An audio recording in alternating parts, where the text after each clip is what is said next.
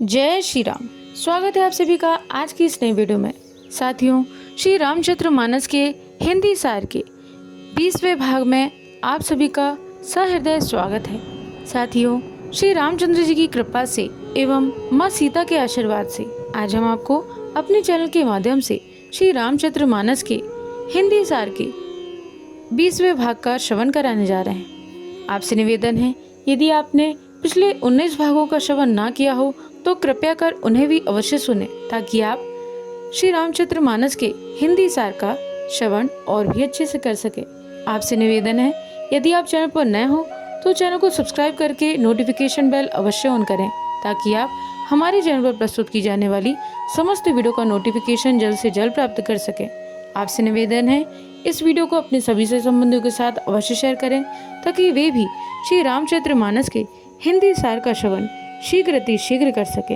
आइए साथियों, देर न करते हुए हम आज की वीडियो को प्रारंभ करते हैं। बोलिए गणेश जी महाराज की जय, बोलिए राजा राम सरकार की जय, बोलिए सीता मैया की जय, बोलिए हनुमान जी महाराज की जय, बोलिए चारों भैया की जय, बोलिए शंकर भगवान की जय, बोलिए पार्वती मैया की जय।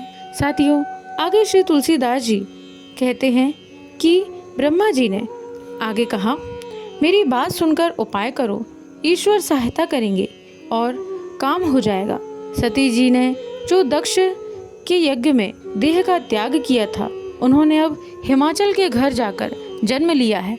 उन्होंने शिव जी को पति बनाने के लिए तप किया है। इधर शिव जी सब छोड़ छाड़ कर समाधि लगाए बैठे हैं। यद्यपि है तो बड़े असमंजस की बात, तथापि मेरी एक बात सुनो। तुम जाकर कामदेव को शिव जी के पास भेजो। वह शिव जी के मन में क्षोभ उत्पन्न करे, उनकी समाधि भंग करे। तब हम जाकर शिव जी के चरणों में सिर रख देंगे और जबरदस्ती उन्हें राजी करके विवाह करा देंगे। इस प्रकार से भले ही देवताओं का हित हो और कोई उपाय नहीं है। सब ने कहा, यह सम्मति बहुत अच्छी है। फिर देवताओं ने बड़े प्रेम से स्तुति की।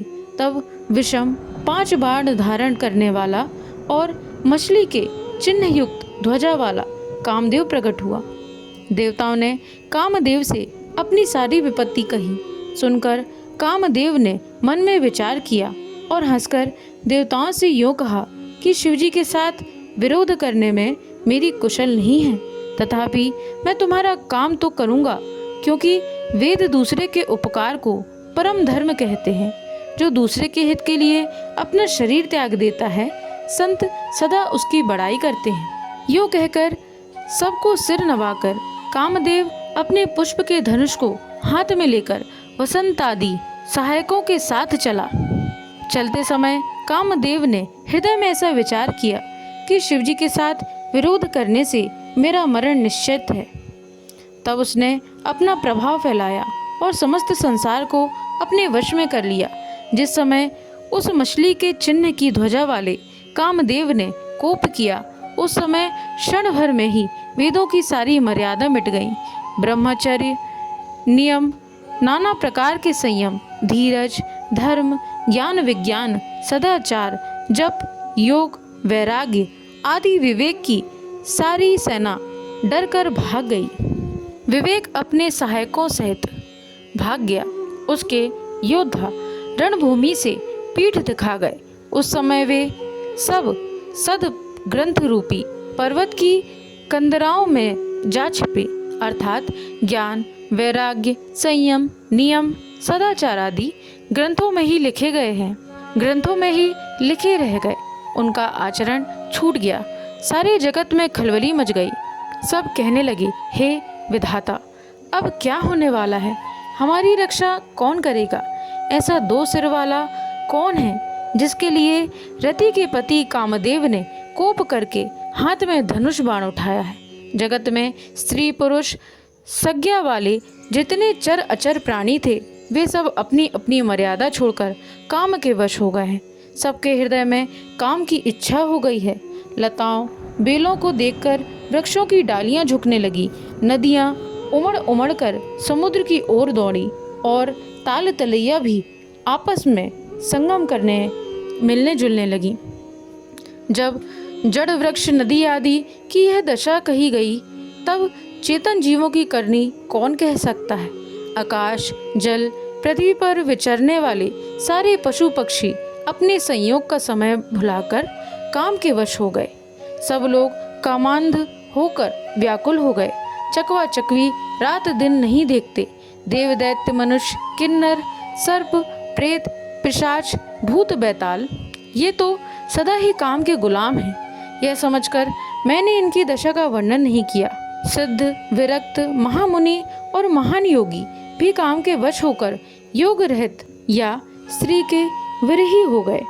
जब योगीश्वर और तपस्वी भी काम के वश हो गए, तब पामर मनुष्य की कौन कहे, जो समस्त चराचर जगत को ब्रह्ममय देखते थे, वे अब उसे स्त्रीमय देखने लगे। स्त्रियां सारे संसार को पुरुषमय देखने लगी और पुरुष उसे स्त्रीमय देखने लगे। 2 घड़ी तक सारे ब्रह्मांड के अंदर कामदेव का रचा हुआ यह कौतुक तमाशा रहा। किसी ने भी हृदय में धैर्य नहीं धारण किया। कामदेव ने सबके मन हर लिए। श्री रघुनाथ जी ने जिनकी रक्षा की, केवल वे ही उस समय बचे रहे। 2 घड़ी तक ऐसा तमाशा हुआ, जब तक कामदेव जी शिव जी के पास पहुंच गया।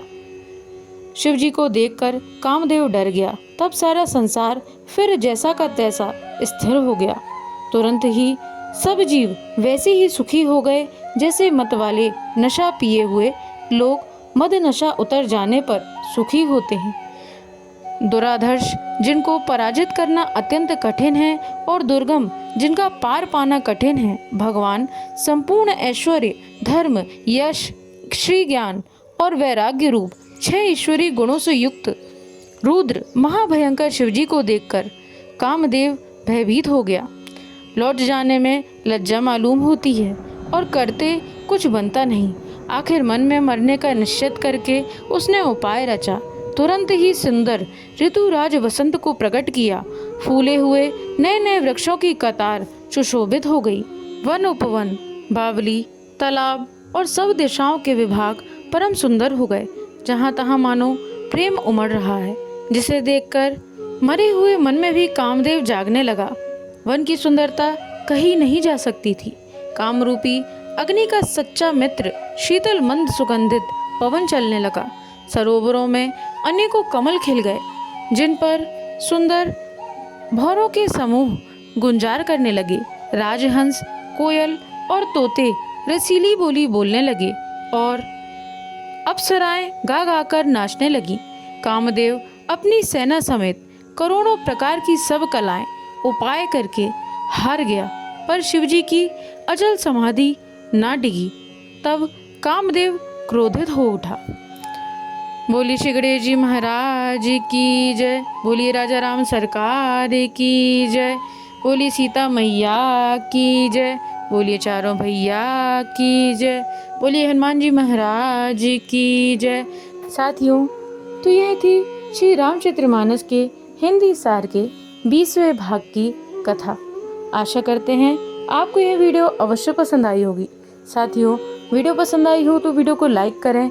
यदि आप चैनल पर नए हो और आपने अभी तक हमारे चैनल को सब्सक्राइब ना किया हो तो चैनल को सब्सक्राइब करके बेल आइकन अवश्य प्रेस करें, ताकि आप ऐसे ही नित्य प्रति श्री रामचरितमानस के हिंदी सार का श्रवण कर सकें। आपसे निवेदन है, इस वीडियो को अपने सभी संबंधियों के साथ अवश्य शेयर करें, ताकि वे भी श्री रामचरितमानस के हिंदी सार का श्रवण शीघ्र अतिशीघ्र कर सकें। आज के लिए साथियों इतना ही। आपका दिन मंगलमय हो। जय श्रीमन नारायण, जय श्री हरि। राधे राधे।